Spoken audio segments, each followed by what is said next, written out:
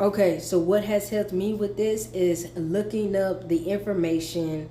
Um, what helped me with this is looking up the information in financial terms. Okay, they're using financial terminology in everything. They're using financial terms in everything. That's dealing with medical, that's dealing with personal, that's dealing with public.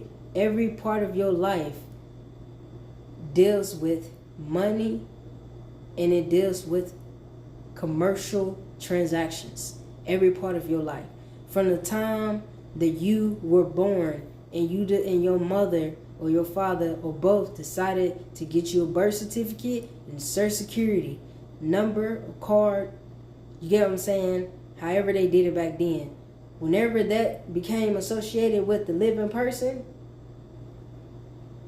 you are now a commercialized instrument that can be used to be sold and traded on, to be sold and bought, traded on the primary and secondary market. Don't let them fool you into think that they just have one market. They have multiple markets, okay?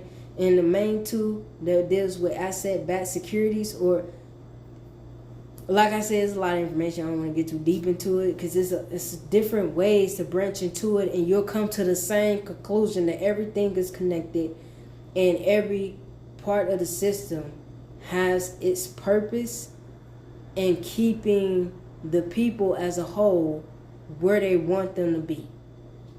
Okay? The information is there.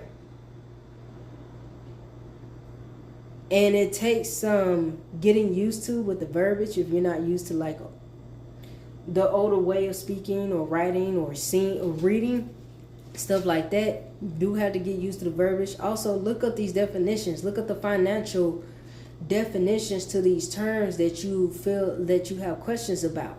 If you've never heard of that term, or you're not really sure, or it's not listed in these acts, which every act that I have come across has a definition where it tells you what each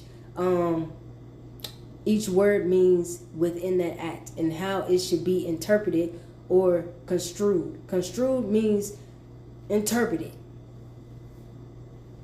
You get what I'm saying? So it's how you're interpreting these things, and it's meant to be interpreted by the consumer for the benefit of the consumer. It says that in the Consumer Credit Protection Act. So just think about that when you're looking at these terms, okay? And you reading and you going through, make sure you remember the definition of these terms in these acts as you're reading along, because these are some long acts, okay?